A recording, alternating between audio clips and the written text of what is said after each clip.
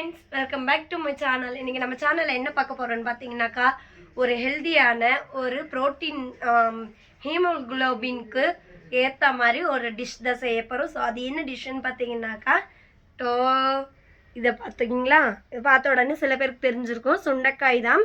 So இது வந்துட்டு சுண்டைக்காய் நான் வந்துட்டு பச்சையாக வாங்கிட்டு வந்து வெட்டி நான் எண்ணெயில் வதக்கியிருக்கேன். இது வந்துட்டு இப்போ நம்ம வத்த குழம்பு வைக்க போகிறோம், சுண்டைக்காய் வத்த குழம்பு. ஸோ இது வந்துட்டு உடம்புல வந்துட்டு பிளட் ஹீமோக்ளோபின் அதிகரிக்கும், அவ்வளோ சத்து நிறைஞ்சிருக்கு. இது வந்துட்டு ஹீமோக்ளோபின் மட்டும் இல்லாமல் வயிற்று புண்ணும் ஆற்றும். ஸோ நான் ரொம்ப ஹெல்தி, இது வந்துட்டு நல்லா சாப்பிட்லாம்.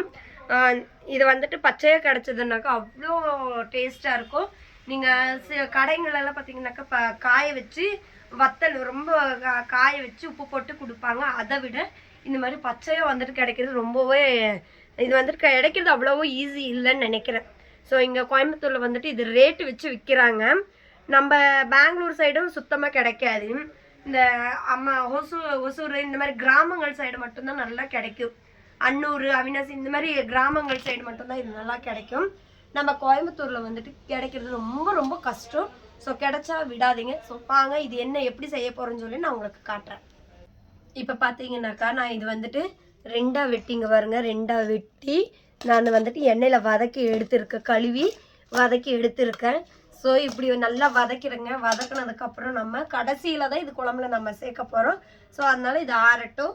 இது ஓரளவுக்கு எண்ணெய் ஊற்றினா போதும் ஃப்ரெண்ட்ஸ். இதுக்கு அதிகமாக எண்ணெய் ஊற்றணும்னு தேவையில்லை. குழம்புக்கு வந்துட்டு நம்ம நல்லெண்ணெய் ஊற்றி கடுகு வெந்தயம் எல்லாம் போட்டு நம்ம செய்யலாம். வாங்க இப்போ போகலாம் வீடியோக்குள்ளே.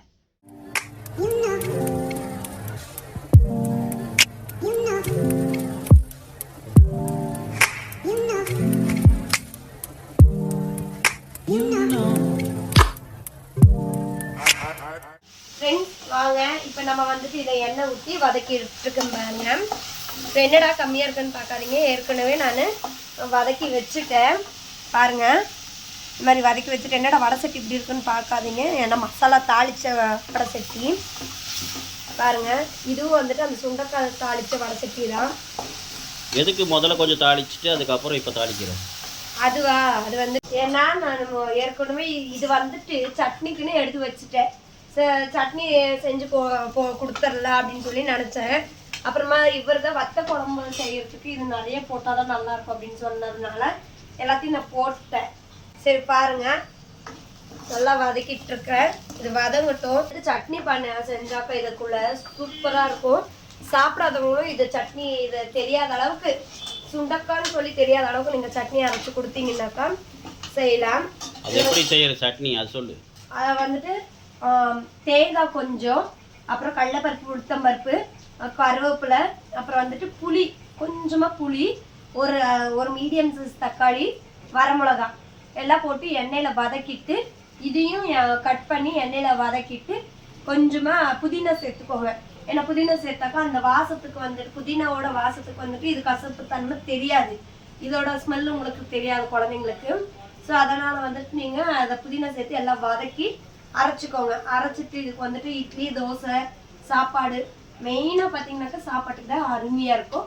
ஸோ இன்னொரு நாள் டைம் இருந்ததுன்னா கிடச்சதுன்னா, சுண்டைக்காய் கிடச்சதுன்னா அதுவும் வீடியோ உங்களுக்கு நான் போடுறேன். ஓகே, இது வதங்கிருச்சு. இதை அப்படியே ஆஃப் பண்ணி நம்ம சைடில் வச்சிடலாம். வச்சுட்டு அடுத்து நம்ம குழம்புக்கு ப்ராசஸ் பார்த்துக்கலாம். அடுத்தது மசாலா ப்ராசஸ். இப்போ கட்டா. ஆமாம், மசாலா. வாங்க ஃப்ரெண்ட்ஸ் அடுத்து மசாலா பார்க்கலாம். இதில் வந்துட்டு சின்ன வெங்காயம் வந்துட்டு 1/4 கிலோ போட்டிருக்கேன். அப்புறம் வந்துட்டு பூண்டு ஒரு 5-6 பல்லு பூண்டு போட்டிருக்கேன். தக்காளி, பெரிய தக்காளி, நாட்டு தக்காளி வந்துட்டு 8 தக்காளி போட்டிருக்கேன். போட்டு நல்லா எண்ணெயில் வதக்கிட்டு சீரகம் கொஞ்சம் ஒரு 1.5 டேபிள் ஸ்பூன் அளவுக்கு போட்டேன். போட்டு நல்லா வதக்கிட்டு குழம்பு மிளகாய் தூள் ஒரு 25 கிராம், சாம்பார் தூள் ஒரு 2 ஸ்பூன், மல்லித்தூள் ஒரு 2.5 ஸ்பூன் எல்லாம் போட்டு வதக்கிட்டு நான் இந்த மாதிரி அரைச்சி வச்சேன். என்னடா அரைச்சதுக்கப்புறம் காட்டுறாளேன்னு பார்க்காதீங்க, ஏன்னா நான் இது வந்துட்டு வீடியோ எடுக்கிற மைண்ட் செட்டே இல்லை. ஸோ காலைல லஞ்சுக்கு பசங்களுக்கு கொடுத்து அனுப்பலான்னு சொல்லிட்டு நான் ரெடி பண்ணியிருந்தேன். அது வந்து இவர் தான் வந்துட்டு ஸோ வீடியோ எடுத்துடலாம், ரொம்ப நாள் ஆச்சு அப்படின்னு சொல்லி சொன்னேன். சரி அதை அப்படியே ரொட்டேட் பண்ணிட்டேன். ஓ இவ்வளோதான் ஃப்ரெண்ட்ஸ். இது வந்துட்டு நம்ம அரைச்சி எடுத்தாச்சு. ஸோ நம்ம இதை தாளிப்பு கொடுத்துக்கலாம். நீங்களும் வதக்கி இந்த மாதிரி அரைச்சி எடுத்து வச்சுக்கோங்க ஃப்ரெண்ட்ஸ். எடுத்து வச்சுட்டு நம்ம தாளிப்புக்கு வந்துட்டு நான் தாளிப்பு கொடுக்குறவங்களுக்கு காட்டுறேன் பாருங்க தாளிப்பு எப்படி. ஃப்ரெண்ட்ஸ் இப்போ வாங்க நம்ம வடை சட்டி வச்சாச்சு. ஸோ அதில் நம்ம வந்துட்டு இது எண்ணெய் சேர்த்துக்கலாம். எண்ணெய் எவ்வளோ ஊற்றணும்? எண்ணெய் ஒரு 150 எண்ணெய் ஊற்றுங்க. அப்போ நல்லாயிருக்கும். ஆமாம், என்ன இது? சமையல் எண்ணெய் தான். அப்புறம் எதுக்கு இந்த எண்ணெய்னு சொன்னேன்? நல்லெண்ணெய் இருக்கிறவங்க சேர்த்தலாம், இல்லாதவங்க இப்படி சேர்த்துக்கோங்க,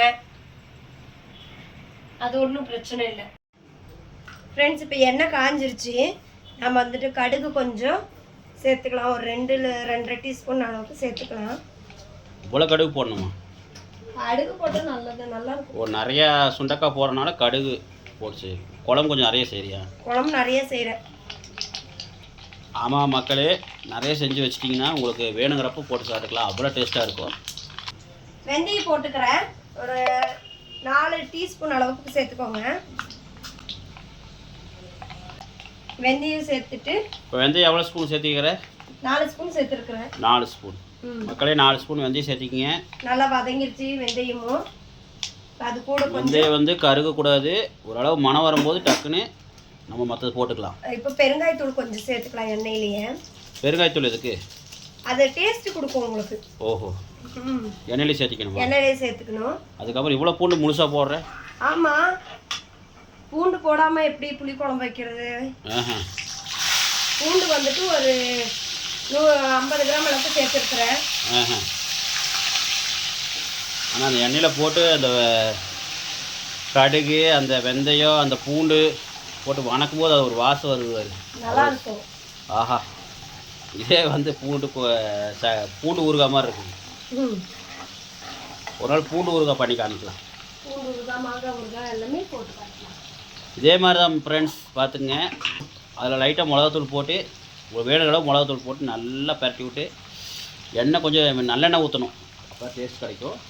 நல்லா வணக்கினீங்கன்னா சூப்பரான ஒரு பூண்டு ஊறுகாய் ரெடி ஆயிரும். இப்போ கருவேப்பிலை ஒரு 3 கொத்து போட்டுக்கிறேன். பார்த்துங்க, கருவேப்பிலை ஒரு 3 கொத்து. இப்போ வந்துட்டு இந்த அரைச்ச மசாலாவை சேர்த்துக்கலாம். மறுபடியும் ஒருக்கா சொல்லிடுறேன் என்னென்ன அரைச்சின்னு. வெங்காயம், தக்காளி, சீரகம், மல்லி. வெங்காயம் எவ்வளோ? 1/4 கிலோவா? 1/4 கிலோ வெங்காயம் போட்டேன். தக்காளி வந்துட்டு ஒரு 8 தக்காளி, மீடியம் சைஸ் தக்காளி. 8 தக்காளி போட்டுக்குங்க. இப்போ நாட்டு தக்காளி போட்டால் நல்லாயிருக்கும். நாட்டு தக்காளி தான் நல்லா இருக்கும் புளி குழம்புக்கு. ஆமாம் மக்களே, இப்போ நாட்டு தக்காளி போட்டுக்குங்க. அப்புறம் வந்துட்டு புளி ஒரு லெமன் சைஸ் அளவுக்கு புளி. ஒரு லெமன் சைஸ் அளவு புளி. அப்புறம் மல்லித்தூள் எவ்வளோ? மல்லித்தூள் 3 ஸ்பூன் போட்டிருக்கிறேன். மல்லித்தூள் 3 ஸ்பூனு. அப்புறம் வந்துட்டு மிளகாத்தூள் சேர்க்கல, குழம்பு மிளகாய் தூள். அது வந்துட்டு ஒரு 25 கிராம். 25 கிராம். இது ஆச்சி. அப்புறம் சக்தி சாம்பார் தூள் வந்துட்டு அது ஒரு 2 ஸ்பூன் 1.5 ஸ்பூன் போட்டிருக்கிறேன். காரம் வேணுன்றவங்க நிறைய சேர்த்தலாம், காரம் கம்மியா வேணுன்றவங்க கம்மியா சேர்த்துக்கலாம். பாருங்க, எண்ணெய் வணக்கணுமா? நல்லா வணங்கிட்டு இந்த ஜாரில் இருக்கிற தண்ணி நல்லா கழுவி ஊற்றிக்கணும். அதையும் கழுவி ஊற்றணும், ஏன்னா எல்லாம் அத்தனை செலவு போட்டுக்கிறோமில்ல. ஆமாம். ஆஹா, பார்க்குறக்கே கண்கொள்ளா காட்சியாக இருக்குது. இன்னும் கொதிக்கும் போது அந்த சுண்டக்காய் போடும்போது பாருங்க, இப்போவே குழம்பு சாப்பிடும் போல இருக்குது. ஏன்னா நான் இதில் உப்பு போட்டு அரைச்சிருக்கிறேன். சரிங்களா, இந்த மசாலாலேயே உப்பு போட்டு வதக்கி அரைச்சிருக்கிறேன். உப்பு நம்ம டேஸ்ட் பார்த்துட்டு உப்பு அதுக்கு அப்புறமா சேர்த்துங்க. ஏன்னாக்கா நம்ம வந்துட்டு உப்பு அதிகமாகிடுச்சுனாக்கா அது கொலாப்ஸ் ஆகிடும் குழம்பு. அதனால தான். ஸோ இது நல்லா இந்த எண்ணெய் இன்னும் கொஞ்சம் தண்ணி ஊற்றி எண்ணெய் பிரிஞ்சு வரட்டும். இது ஒரு கொதி வந்ததுக்கப்புறம் இந்த சுண்டக்காய் வத்தலாம் நம்ம போட்டுக்கலாம். வாங்க, இப்போ நல்லா வரும், கொதிச்சிருச்சு. சுண்டக்காய் வத்த குழம்பு நல்லா இப்போ கொதிச்சிருச்சு. நம்ம வந்து அடுத்து சுண்டக்காய் தூக்கி உள்ளே போட வேண்டியதா. அந்த பச்சை வாசம் போனதுக்கப்புறம் நம்ம அந்த வணக்கி வச்ச சுண்டக்காய் தூக்கி உள்ளே போட்டால் முடிஞ்சுது. என்னடா நான் வீடியோ எடுத்துகிட்டு இருக்கேன்னு நினைக்காதீங்க, நான் பண்ணுறேன்னு நினைக்காதீங்க. ஏன்னா எங்கள் ஒய்ஃப் வந்து வேலைக்கு போயிட்டாங்க. அவங்க வந்து வேலைக்கு போயிட்டுருக்காங்க. அதனால் கொஞ்சம் வேலைக்கு டைம் ஆச்சுன்னு போயிட்டாங்க. எல்லாம் ரெடி பண்ணி கொடுத்துட்டாங்க. நம்ம இதை கொதிச்சதுக்கப்புறம் எடுத்து உள்ளே போட்டு நல்லா காய் வந்ததுக்கப்புறம் ஆஃப் பண்ணால் முடிஞ்சுது. சூப்பரான நம்மளுக்கு சுண்டைக்காய் வத்த குழம்பு ரெடி. ஓகே, வாங்க நம்ம கொதிச்சிருச்சான் கலையை பாருங்கள். நம்ம மூடியும் வச்சுருக்குறோம் பார்த்தீங்களா. பார்த்தீங்கன்னா ஒரு 5 நிமிஷமாக இருக்கும் கொதிச்சிட்ருக்குது. பாங்க திறந்து பார்க்கலாம். தீ வந்து மீடியமாக தான் வச்சுருக்குறோம் பாருங்கள். இந்த அளவு மீடியம் வச்சிட்டிங்கன்னா தான் உங்களுக்கு எண்ணெய் பிரிஞ்சு வரும். இல்லைனா உங்களுக்கு தண்ணி தனியாக குழம்பு தனியாக போயிடும். பாருங்கள், பார்த்தீங்களா? அப்படியே நுரை கட்டி அப்படியே ஜம்முன்னு வந்துருக்குது. இங்கே பாருங்க, நல்லா ஒரு 5 நிமிஷம் நல்லா கொதிக்குது. பாருங்கள், பார்த்தீங்கன்னா உங்களுக்கு தெரியும். பூண்டு முழுசாக போட்டிங்கன்னா உங்களுக்கு நல்லா இருக்கும், டேஸ்ட்டாக வாய்க்கு நல்லா கிடைக்கும், டேஸ்ட்டாக இருக்கும். குழம்பு சாப்பிடும் போது தான் தெரியும் எப்படி இருக்குன்னு. இப்போ வாங்க, நல்லா கொதிச்சிருச்சு, பச்சை வாசம்லாம் போயிடுச்சு. பார்த்தீங்கன்னா தெரியும். உப்பு கரெக்டாக இருக்கான்னு செக் பண்ணிக்கோங்க. செக் பண்ணிவிட்டு நம்ம இந்த சுண்டைக்காலை போட்டுக்கலாம். நம்ம இந்த வணக்கி வச்ச சுண்டைக்காலை போட்டுக்கலாம். ஓகே, பாருங்கள், சுண்டைக்காய் நிறையா போட்டு பண்ணால் தான் டேஸ்ட் கிடைக்கும். சும்மா திரும்பலாம் போடக்கூடாது. ஓகே, போட்டாச்சு.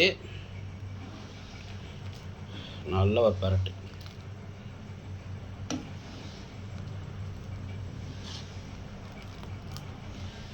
சுண்டைக்காய் தெரியுதா மேலே? ஓகே, இது நல்லா இப்போ நல்லா அந்த காய் வேகட்டும். வெந்ததுக்கப்புறம் ஆஃப் பண்ணிக்கலாம் மக்களே. ஓகே மக்களே, பார்த்தீங்கன்னா நம்ம சுண்டைக்காய் போட்டு நல்லா ஒரு 7 நிமிஷம் ஆகிருக்கோம். வாங்க இப்போ திறந்து பார்க்கலாம். நல்லா சுண்டைக்காய் பாருங்கள் எப்படி வெந்திருக்கு பாருங்கள். பாருங்கள், நல்லா சுண்டைக்காய் வெந்து பாருங்கள், எண்ணெயெல்லாம் மிதக்குதா. குழம்பு அவ்வளோ அல்டிமேட்டாக இருக்கும். நம்பிக்கை இல்லைன்னா நீங்கள் செஞ்சு சாப்பிட்டு பாருங்கள். இந்த மெத்தடில் செஞ்சு சாப்பிட்டு பார்த்து சொல்லுங்கள். இந்த மாதிரி நாங்கள் செஞ்ச மெத்தடில் நீங்கள் செஞ்சு சாப்பிட்டு கமெண்ட்டில் சொல்லுங்கள், எப்படி இருக்குன்னு மறக்காமல் சொல்லுங்கள். ஓகே, இப்போ வாங்க நம்ம இதை வந்து சாப்பிட்டு எப்படி இருக்குன்னு சொல்லிடுறேன்.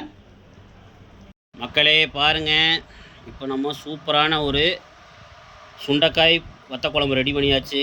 இங்கே பாருங்கள், அவ்வளோ அழகாக இருக்குது பாருங்கள். பார்த்தீங்களா? பார்க்கும்போதே வாயில் அச்சு ஊறுது. நீங்களே இந்த மாதிரி செஞ்சு சாப்பிட்டு கமெண்ட்டில் சொல்லுங்கள். மக்களே வாங்க, இப்போ நம்ம இது ஒயிட் ரைஸில் போட்டு நம்ம சாப்பிட்டு பார்க்கலாம். சாப்பிட்டு பார்த்துட்டு உங்களுக்கு எப்படின்னு சொல்கிறேன். மக்களே பார்த்தீங்கன்னா நான் வந்து கொஞ்சம் உடம்பு குறைக்கலான்னு பார்த்தீங்கன்னா சாப்பாடு அளவாக சாப்பிட்றது. மேக்ஸிமம் சப்பாத்தி இந்த மாதிரி சாப்பிட்றேன். ஒயிட் ரைஸ் வந்து அதிகமாக எடுத்துக்கிறது இல்லை. இருந்தாலும் இந்த குழம்பு பார்க்கும்போது வாய் எச்ச ஊறனால சாப்பிடும் போல் ஆசையாக இருக்குது. அதனால் கொஞ்சம் சோறு போட்டு சாப்பிட்லான்னு எடுத்து வச்சுருக்கிறேன். வாங்க உங்களுக்காக சாப்பிட்டு பார்த்து எப்படி பாருங்கள். கொஞ்சமாக சாப்பாடு எடுத்து வச்சுருக்கிறேன். இது வந்து மதியானத்துக்கு இந்த சாப்பாடு. ஏன்னா மதியானம் மட்டும் சாப்பாடு சாப்பிட்டுக்கிறது, அது எண்ணெய் இல்லாமல் சாப்பிட்டுக்கிறது. இவ்வளோ தான் சாப்பிட்டேன். காலையில் கொஞ்சம் உப்புமா, இப்போ வந்து கொஞ்சம் சோறு, அவ்வளோதான். இதுதான் மதியானம் சாப்பாடு. குழம்பு பார்த்தோன்னே ஆசையாகிறனால தான் நான் சாப்பிட்றேன் சாப்பாடு. வாங்க நம்ம கொஞ்சமாக குழம்பு ஊற்றிக்கலாம். பாருங்கள், குழம்பு கொஞ்சம் ஊற்றி காய் கொஞ்சம் நிறையா போட்டுக்கலாம். என்றைக்குமே அளவாக குழம்பு ஊற்றி சாப்பிட்டிங்கன்னா, புளி குழம்பாக இருக்கட்டும், இந்த மாதிரி வெண்டைக்காய் குழம்பு, சுண்டைக்காய் குழம்புலாம் வந்து கொஞ்சம் ஊற்றி சாப்பிடுங்க. சோறு கொஞ்சமாக போட்டு பிழைஞ்சி சாப்பிட்டிங்கன்னா பட்டுப்படாத மாதிரி சாப்பிடணும். அப்போ தான் டேஸ்ட்டாக இருக்கும். நிறைய குழம்பு ஊற்றி சாப்பிட்றவங்க இருக்காங்க சில பேர், அவங்களுக்கு அப்படி சாப்பிடுவாங்க. நமக்கு பட்டுப்படாத மாதிரி சாப்பிட்டா டேஸ்ட்டாக இருக்கும். பாருங்கள், நல்லா பிழைஞ்சாச்சு. கொஞ்சம் சுண்டைக்காய் வந்து எடுத்து வச்சுக்கலாம். வந்து ரொம்ப நல்லது மக்களே, உடம்புக்கு நல்லது. ஏதோ நல்லது சொல்கிறாங்க, ஆனால் என்னை பொறுத்த வரைக்கும் இது வந்து வயிற்று புண்ணாத்தோ. தயவுசெய்து வயிற்று புண்ணு இருக்கிறவங்களாம் இதில் வந்து அடிக்கடி சாப்பிடுங்க. பாருங்க, சுண்டைக்காய், அப்புறம் இந்த பூண்டு இதெல்லாம் எடுத்து சோத்தில் கொஞ்சம் வச்சுக்கலாம். அது மேலே கொஞ்சம் சோறு வச்சு சாப்பிட்லாமா? மக்களே வாங்க சாப்பிட்டு பார்க்கலாம்.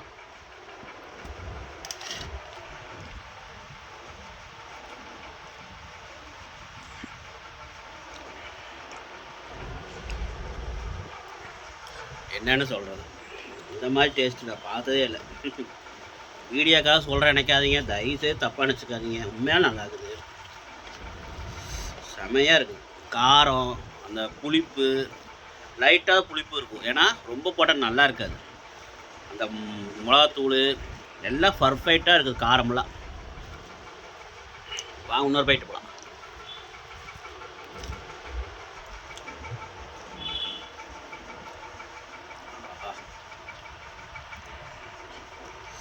இது வந்து இப்போவே நல்லா இருக்குது. இது நாளைக்கு நாளான்னைக்கெலாம் சூடு பண்ணி கொஞ்சம் சாப்பிட்டோம்னா அவ்வளோ அருமையாக இருக்கும். வேறு சுக்கட்டிக்காய், அந்த பூண்டு,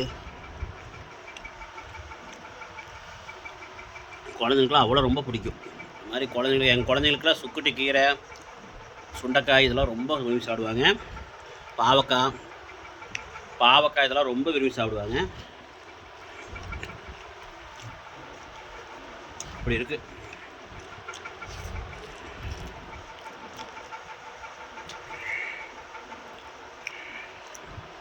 ஓகே மக்களே, சொல்கிறதுக்கு ஒன்றும் இல்லை. நீங்கள் ட்ரை பண்ணி ஸ்டார்ட் பார்த்துட்டு கமெண்ட் சொல்லுங்கள். அப்புறம் நீங்களே சொல்லுவீங்க. ஓகே, நீங்கள் இந்த வீடியோ பிடிச்சா லைக் பண்ணி ஷேர் பண்ணி கமெண்ட் பண்ணுங்கள். மறக்காம நம்ம சேனல் சப்ஸ்கிரைப் பண்ணி பெல் பட்டனை தட்டி விடுங்க. அப்போ தான் நாங்கள் நல்ல வீடியோ போட முடியும். அப்போ தான் நாங்கள் உங்கள் சப்போர்ட்டை நாங்கள் பெரிய ஆளாக வர முடியும் சொல்லிட்டு விடைபெறுகிறேன். நன்றி, வணக்கம்.